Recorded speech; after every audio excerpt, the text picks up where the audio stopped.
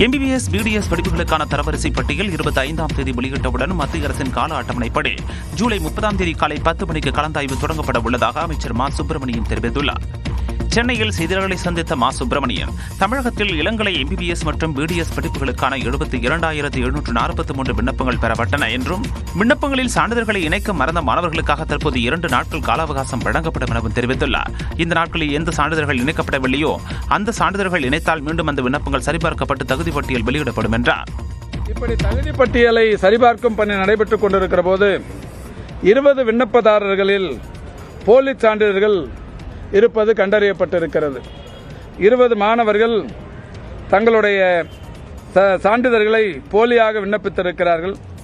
எனவே அந்த 20 மாணவர்களுக்கும் கலந்தாய்வில் கலந்து கொள்வதற்குரிய தகுதி நீக்கம் செய்யப்படுகிறது. அதோடு மட்டுமல்லாது 3 வருடங்களுக்கு இவர்கள் தமிழ்நாடு மருத்துவ கலந்தாய்வில் கலந்து கொள்வது தடை விதிக்கப்பட்டிருக்கிறது.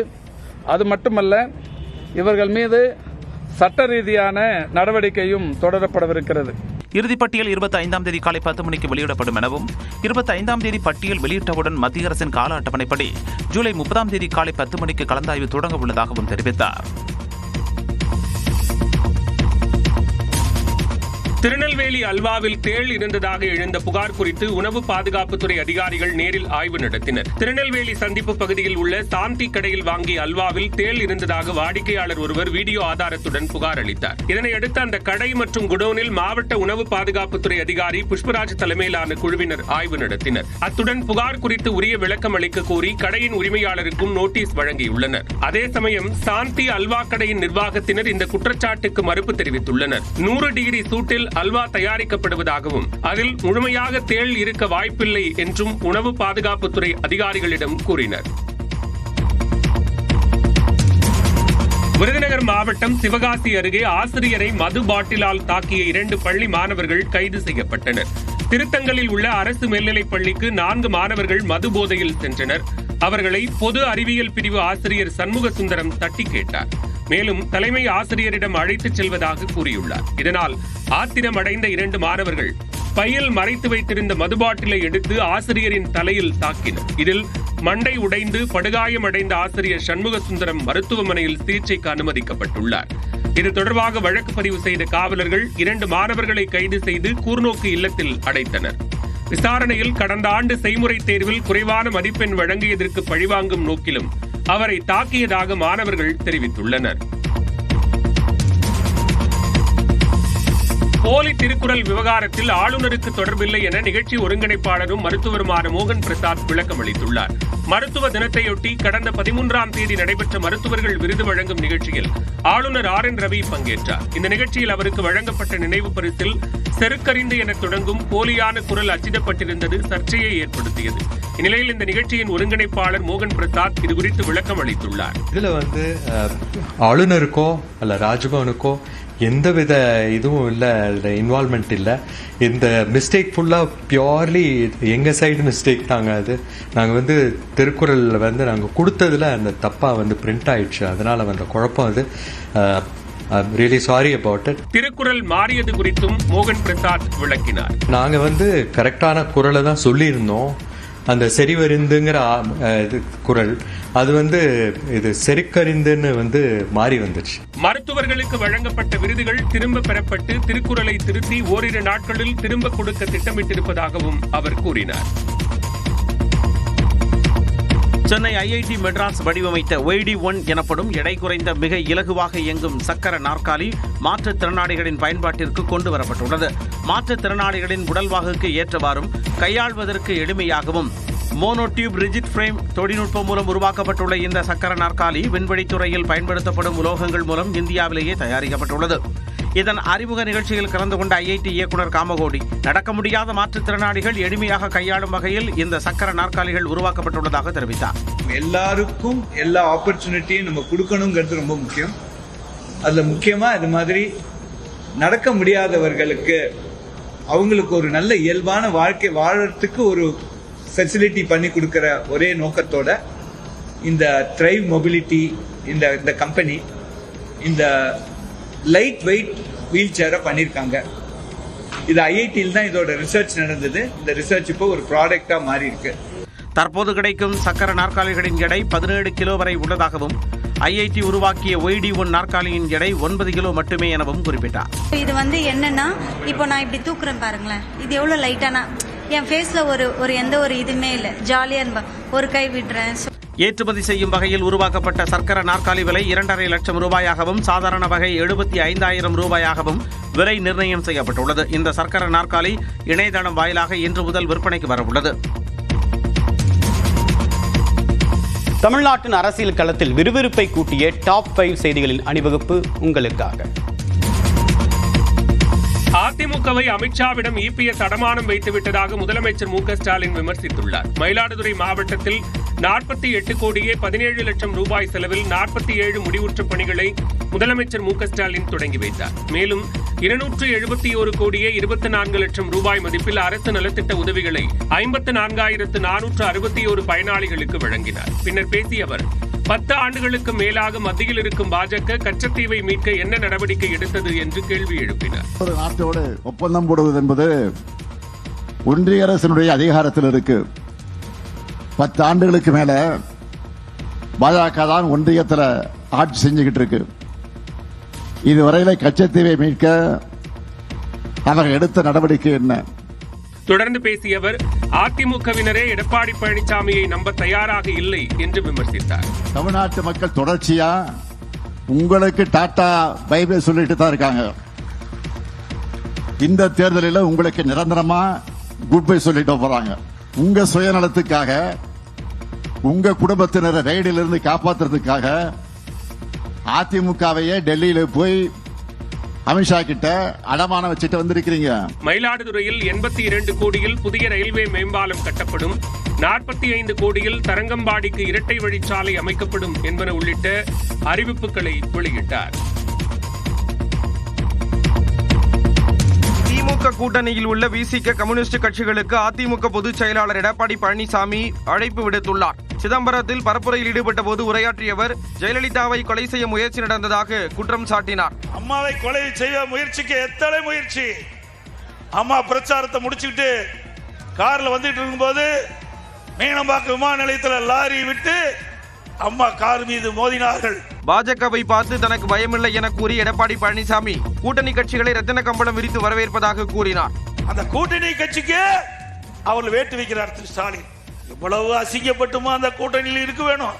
எங்க கூட்டணியில் சேர்கின்றவர்களுக்கு ரத்தன கம்பளம் விரிச்சு வரவேற்கின்ற கட்சி அதிமுக கட்சி. திமுக கூட்டணி வைத்த போது நல்ல கட்சியாக இருந்த பாஜக தற்போது மட்டும் மதவாத கட்சியா என்றும் முதலமைச்சருக்கு எடப்பாடி பழனிசாமி பதிலளித்தார்.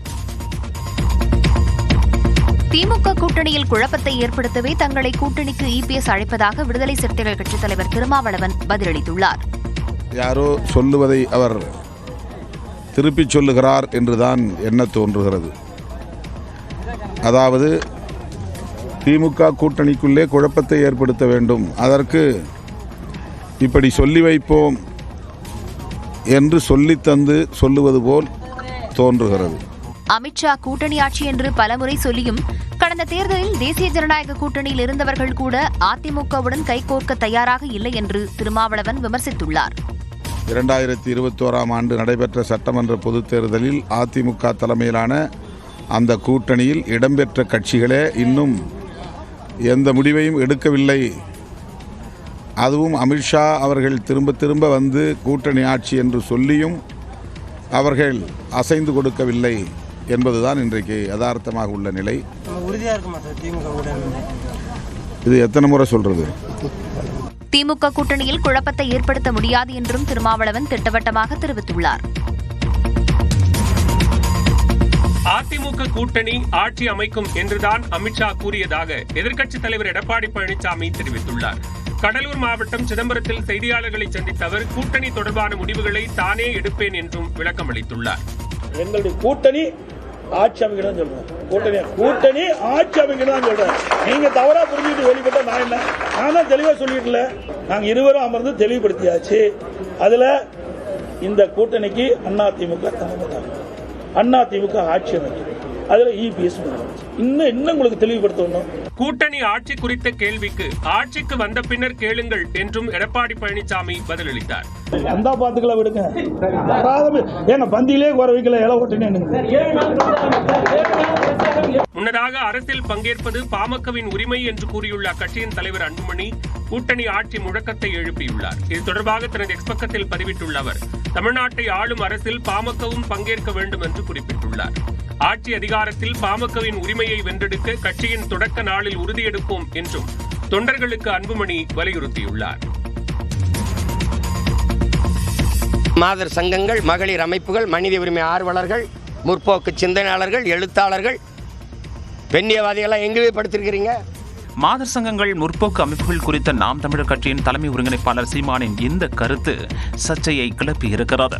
இந்நிலையில் சென்னை காவல் ஆணையர் அலுவலகத்தில் சீமான் மீது அனைத்து இந்திய ஜனநாயக மாதர் சங்கத்தினர் புகார் அளித்துள்ளனர். தொடர்ந்து செய்தியாளர்களிடம் பேசிய அச்சங்கத்தின் தலைவர் வலண்டினா சீமானின் பேச்சு பிற்போக்குத்தனமானது என்றார். மரியாதையான வார்த்தையை அவர் பயன்படுத்தல.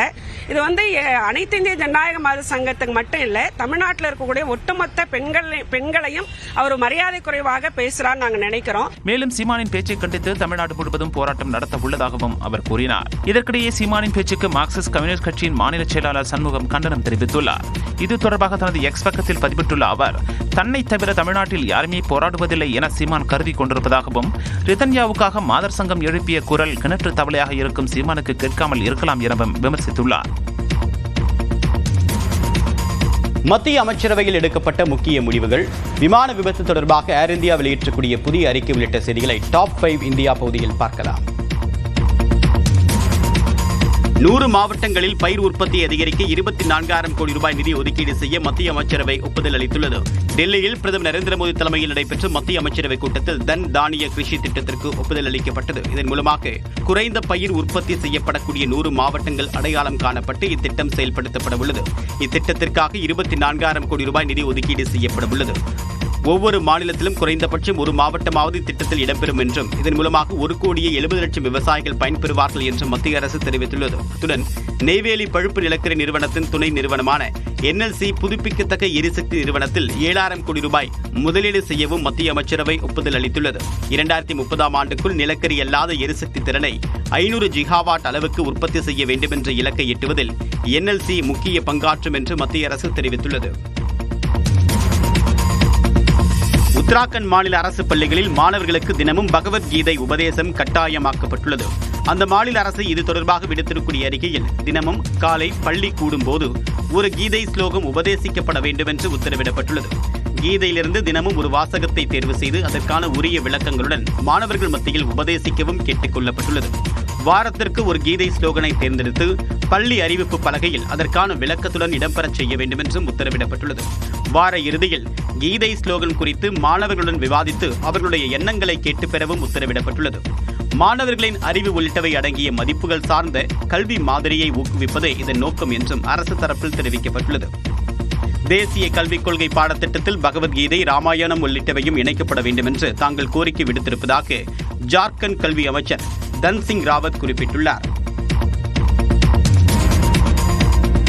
अगर आप मेरे को डिस्टर्ब बंगाल को करेंगे, हम पूरा हिंदुस्तान में घूमेंगे, हमको रुकने नहीं सकता है. பாஜக ஆளும் மாநிலங்களில் வங்காள மொழி பேசக்கூடிய மக்கள் துன்புறுத்தப்படுவதாக கூறி மேற்கு வங்க முதலமைச்சர் மம்தா பானர்ஜி தலைமையில் நடைபெற்ற பிரம்மாண்ட பேரணிதான் இது. டெல்லி, ஒடிசா, அசாம் உள்ளிட்ட பாஜக ஆளக்கூடிய மாநிலங்களில் வங்க மொழி பேசக்கூடிய மக்களை சட்டவிரோதமாக குடியேறியவர்கள் என்று முத்திரை குத்த முயற்சிப்பதாக குற்றச்சாட்டு எழுந்துள்ளது. இதனை கண்டித்து மேற்கு வங்க மாநிலம் கொல்கத்தாவில் மம்தா பானர்ஜி தலைமையில் பிரம்மாண்ட பேரணி நடைபெற்றது. இதில் பேசிய மம்தா பானர்ஜி மேற்கு வங்கம் இந்தியாவின் ஓர் அங்கம் இல்லையா என்று கேள்வி எழுப்பியுள்ளார். লোকেদের ডিটেনশন ক্যাম্পে রাখলে আগামী দিন বাংলার মানুষও কিন্তু বিজেপিকে পলিটিক্যাল নয় ইলেকশনে লড়ে ডিটেনশন ক্যাম্পে রাখবে রাজনৈতিকভাবে. மேற்கு வங்கத்தில் அடுத்த ஆண்டு சட்டப்பேரவை தேர்தலை ஒட்டி பிரதமர் நரேந்திர மோடி பரப்புரைக்கு செல்ல இருக்கக்கூடிய நிலையில் இந்த பேரணி நடைபெற்றிருப்பது குறிப்பிடத்தக்கது.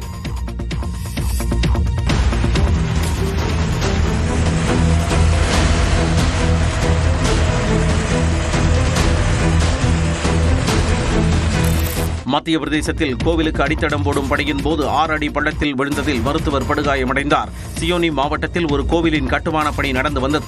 அப்போது கோவிலுக்கு அடித்தடம் இடும் பணியில் மருத்துவர் பிரபுல்ல ஸ்ரீவத்சா என்பவர் ஈடுபட்டிருந்தார்.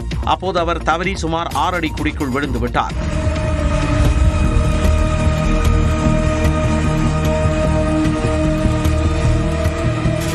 அஸ்திவாரத்தில் கொஞ்சம் சிமெண்டை போட்டுவிட்டு போக இருந்தவரிடம் புகைப்படம் நன்றாக வரவில்லை என்று புகைப்பட கலைஞர் கூறியதாக கூறப்படுகிறது. இதனால் புகைப்படத்திற்காக மேலும் கொஞ்சம் சிமெண்டை குழியில் போடும்போது இந்த விபத்து நடந்ததாக சொல்லப்படுகிறது. தாங்கள் இயக்கும் போயிங் 787 ட்ரீம்லைனர் விமானங்களின் என்ஜின் எரிபொருள் சுவிட்சுகளில் எந்த குளறுபடியும் இல்லை என்று ஏர் இந்தியா நிறுவனம் தெரிவித்துள்ளது. அகமதாபாத்தில் ஏர் இந்தியாவின் போயிங் 787 ட்ரீம்லைனர் விமானம் விபத்திற்குள்ளானது தொடர்பான முதற்கட்ட அறிக்கை கடந்த 12ஆம் தேதி வெளியானது. விமானம் விபத்திற்குள்ளானதற்கு என்ஜின்களுக்கான எரிபொருள் துண்டிக்கப்பட்டதே காரணம் என்று அந்த அறிக்கையில் தெரிவிக்கப்பட்டுள்ளது. அதனைத் தொடர்ந்து இந்தியாவில் பதிவு செய்யப்பட்ட போயிங் 787 ட்ரீம்லைனர் விமானங்களின் என்ஜின் எரிபொருள் சுவிட்சுகளை ஆய்வு செய்ய வேண்டும் என்றும் ஜூலை 21ஆம் தேதி ஆய்வுப் பணிகளை முடிக்க வேண்டும் என்றும் அனைத்து விமான நிறுவனங்களுக்கும் விமான போக்குவரத்து இயக்ககம் உத்தரவிட்டது. அதன்படி ஏர் இந்தியா வசம் உள்ள போயிங் 787 விமானங்களில் என்ஜின் எரிபொருள் சுவிட்சுகளில் தொழில்நுட்ப குழுவினர் ஆய்வு மேற்கொண்டனர். அதில் எந்த பிரச்சனையும் கண்டறியப்படவில்லை என்று ஏர் இந்தியா நிறுவனம் தெரிவித்துள்ளது. சிரியா மீது தாக்குதல் நடத்திய இஸ்ரேல் சிவப்பு ஆறு போல் பொங்கி வந்த எரிமலை லாவா உள்ளிட்ட உலகளவில் கவனம் ஈர்த்த 5 செய்திகளை டாப் 5 உலகம் பகுதியில் பார்க்கலாம். சிரியா தலைநகர் டமாஸ்கஸில் உள்ள ராணுவ தலைமை அலுவலகத்தை இஸ்ரேல் குண்டு வீசி தகர்த்துள்ளது.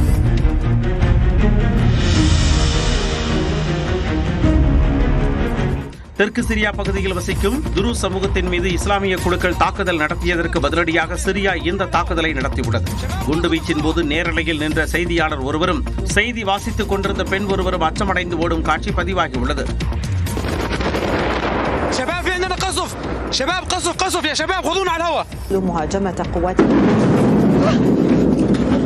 தெற்கு சிரியாவில் வசிக்கும் துருஸ் சமூகத்தினரின் மத நம்பிக்கை இஸ்ரேலுடன் ஒத்துப்போவதாகவும் அவர்களை சிரியா மக்கள் துன்புறுத்துவதாகவும் இஸ்ரேல் குற்றம் சாட்டியுள்ளது.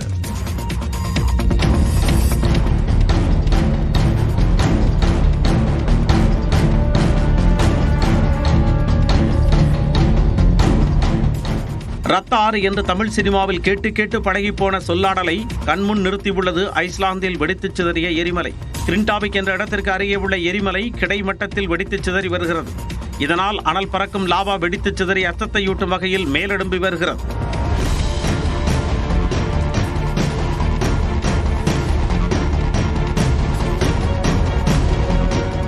இரண்டாயிரத்து 21ஆம் ஆண்டு முதல் 12வது முறையாக இந்த எரிமலை வெடித்து சிதறிய நிலையில் அப்பகுதி முழுவதும் சாம்பல் மண்டலமாக காட்சியளிக்கிறது. இந்தியாவுடனான மினி வர்த்தக ஒப்பந்தம் விரைவில் இறுதி செய்யப்படும் என்று அமெரிக்க அதிபர் டிரம்ப் தெரிவித்துள்ளார். அமெரிக்க அரசுடன் வர்த்தக ஒப்பந்தத்தை உறுதி செய்வது தொடர்பாக இந்திய குழுவினர் தொடர்ந்து பேச்சுவார்த்தை நடத்தி வருகின்றனர். இரு நாடுகளிடையே வர்த்தக ஒப்பந்தம் இறுதி செய்யப்படாத நிலையில் இந்தியாவிற்குள் தாங்கள் நுழைய உள்ளதாக டிரம்ப் அறிவித்திருந்தார். இந்த நிலையில் வெள்ளை மாளிகையில் பக்ரைன் மன்னருடனான சந்திப்பின் போது செய்தியாளர்களிடம் பேசிய அதிபர் டிரம்ப் நேற்று ஒரு நாட்டுடன் ஒப்பந்தம் செய்யப்பட்டிருப்பதாக கூறினார். இன்னொரு நாட்டுடன் ஒப்பந்தம் இறுதியாக உள்ளதாகவும் தெரிவித்தார். We had one yesterday, that was announced. We have another one coming up, maybe with India. I don't know. We're in negotiation. We're very close to a deal with India where they open it up. Indonesia yesterday was, it wasn't an open country, now it is. And they have tremendous copper. முன்னதாக இந்தோனேஷியாவை போன்று இந்தியாவுடன் ஒப்பந்தம் செய்ய பேச்சுவார்த்தை நடத்தப்பட்டு வருவதாக Trump தெரிவித்திருந்தது குறிப்பிடத்தக்கது.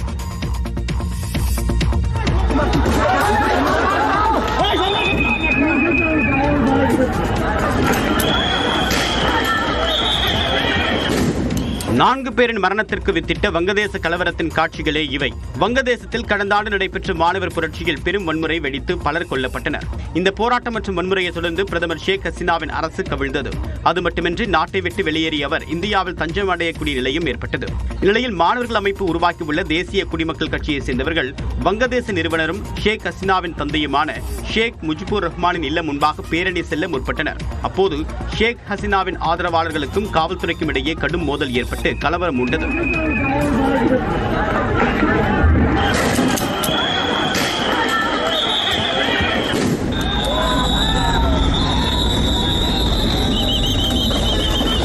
இந்த இந்த மோதலில் 4 பேர் உயிரிழந்த நிலையில் பலர் காயமடைந்தனர். இங்கிலாந்திற்கு எதிரான 4வது டெஸ்ட் போட்டியில் பும்ரா மற்றும் ரிஷப் பந்த் விளையாட இருப்பதாக தகவல் வெளியாகியுள்ளது. சுப்மன் கில் தலைமையிலான இந்திய அணி இங்கிலாந்தில் 5 டெஸ்ட் போட்டிகள் கொண்ட தொடரில் விளையாடி வருகிறது. இதில் 3 போட்டிகளில் 2இல் இந்தியா தோல்வியடைந்த நிலையில் 4வது போட்டியில் இந்திய அணி வெற்றி பெற்றாக வேண்டிய கட்டாயத்தில் உள்ளது. இந்நிலையில் ஜூலை 23ஆம் தேதி ஓல்ட் ட்ரஃபோர்டில் நடைபெறவுள்ள 4வது டெஸ்ட் போட்டியில் பும்ரா விளையாடுவார் என்ற தகவல் வெளியாகியுள்ளது. தொடர் தொடங்குவதற்கு முன்பே பும்ரா 3 போட்டிகளில் மட்டுமே விளையாடுவார் என்று அறிவிக்கப்பட்டிருந்தது. அவர் ஏற்கனவே 2 போட்டிகளில் விளையாடி இருக்கக்கூடிய நிலையில் எஞ்சிய 2 ஆட்டத்திலும் இந்தியா வெற்றி பெற வேண்டிய கட்டாயத்தில் இருப்பதால் 4வது போட்டியில் பும்ரா விளையாடுவார் என்ற தகவல் வெளியாகியுள்ளது. இதேபோன்று கடந்த போட்டியின் போது கைவிரலில் காயம் ஏற்பட்ட விக்கெட் கீப்பர் ரிஷப் பந்தும் 4வது டெஸ்டில் விளையாடுவார் என்று கூறப்படுகிறது. சமூகத்தில் தாக்கத்தை ஏற்படுத்தி வரக்கூடிய சூப்பர்மேன் திரைப்படம், தொடர்ந்து ட்ரெண்டிங்கில் இருக்கக்கூடிய மோனிகா பாடல் உள்ளிட்ட செய்திகளை டாப் 5 பல்சுவை செய்திகள் பகுதியில் பார்க்கலாம். திரைப்படம் வெளியாகும் முதல் 3 நாட்கள் மட்டும் பார்வையாளர்களின் கருத்துக்களை கேட்க யாரையும் அனுமதிக்க வேண்டாம் என்று திரையரங்க உரிமையாளர்களுக்கு நடிகர் விஷால் கோரிக்கை வைத்துள்ளார். ரெட் ஃபிளவர் படத்தின் இசை வெளியீட்டு விழா சென்னை கமலா திரையரங்கில் நடைபெற்றது. இதில் சிறப்பு விருந்தினராக பங்கேற்று பேசிய நடிகர் விஷால் திரையரங்க வளாகத்துக்குள் ஆட்டோக்களை அனுமதிப்பது குறித்து பேச்சுவார்த்தை மூலம் தீர்வு காணப்பட்டதாக கூறினார். தப்பா நினைப்பேன்னா உள்ளார பிரமிசஸ் இல்லாம வெளியில அவங்கவுங்க வண்டி வாகனத்துல ஏறி வெளியில போகும்போது நீங்க அவங்கள போய் நீங்க வெளியில கேட்டுக்கோங்க, அவங்களோட ரிவ்யூ கேட்க வேணாம் நான் சொல்ல.